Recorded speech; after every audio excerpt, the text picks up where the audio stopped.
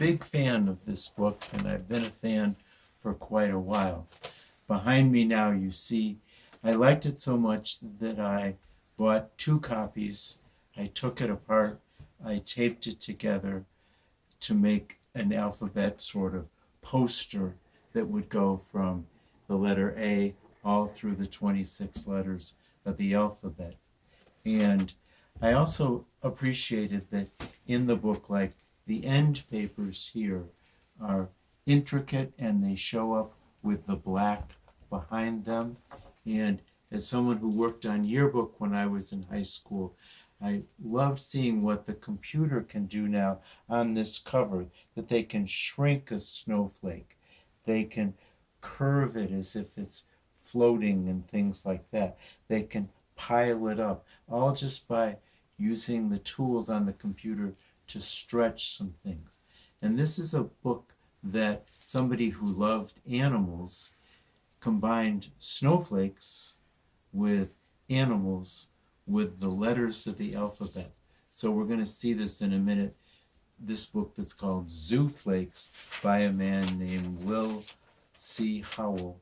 And I just want you to know, this used to be one of my winter jobs, to cut out maybe 90 circles on a lightweight paper so that it's possible to fold.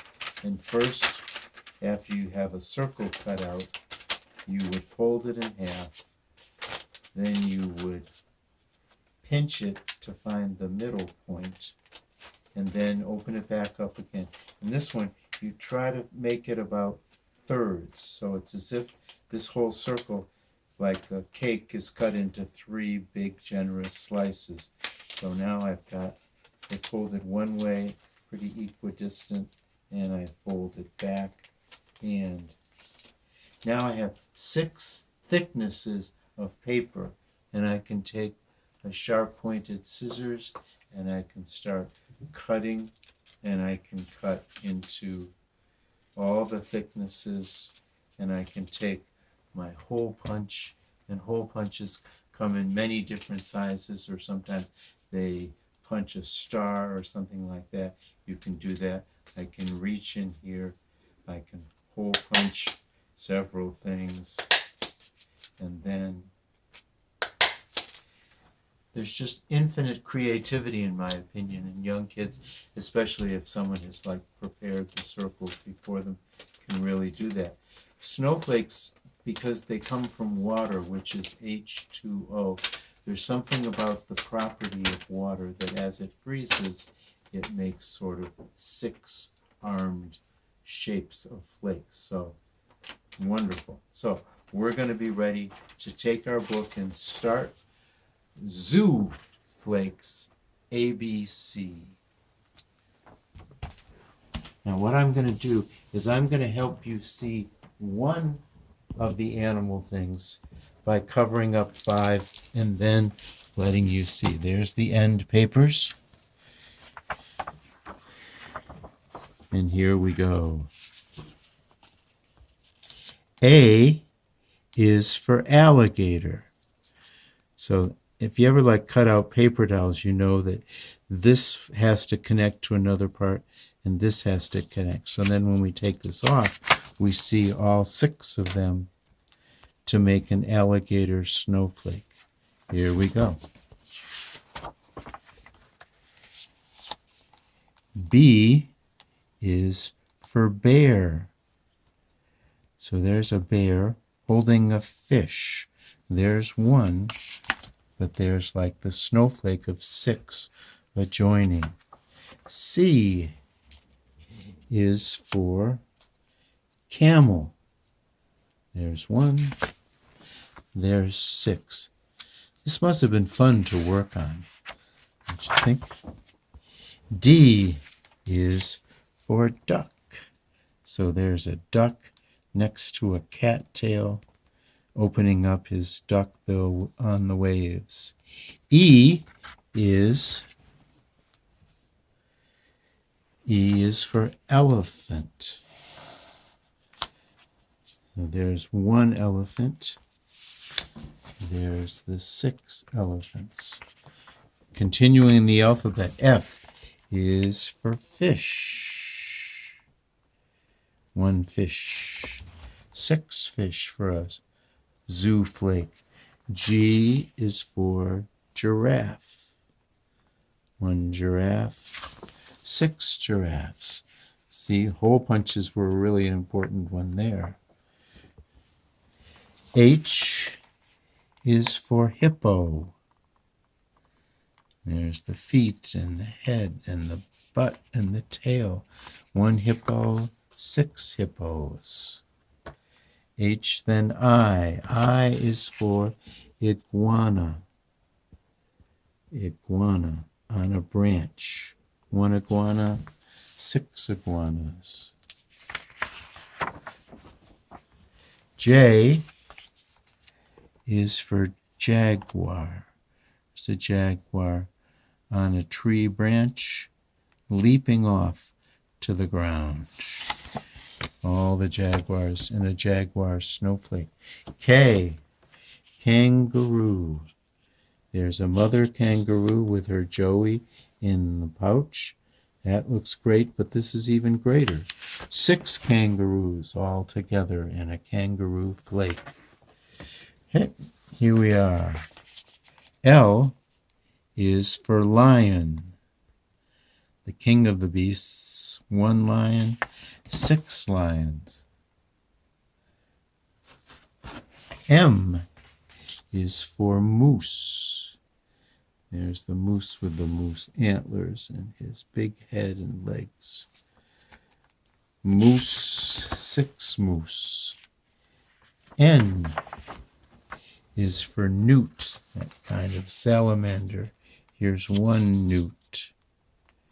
Here's 6 newts. Here's a really effective one. O is for octopus. 1 octopus with the requisite 8 tentacles. 6 octopi. There they go. So we're more than halfway through. Hang in there. This is a pelican. P is for pelican. Sitting on part of a pier, I think, with the beak open. Now there's 6 pelicans. Here's the Bob White, the quail. Q is for quail. 1 quail. 6 quail in a zoo flake. R. R is for rabbit. There's a rabbit with big rabbit ears.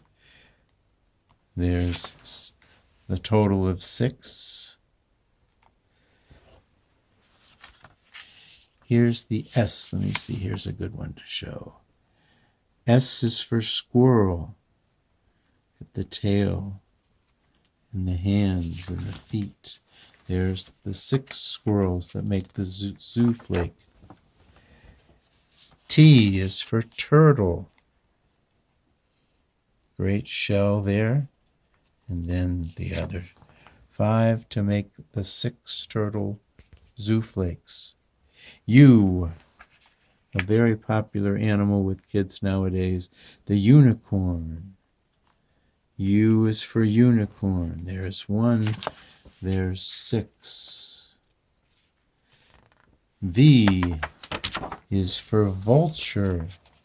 Here's a vulture along with some skull bone with antlers.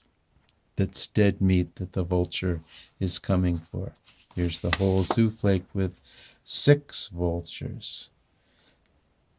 Each time you cascade it out into the whole thing, it really works great. Here's W. W is for whale.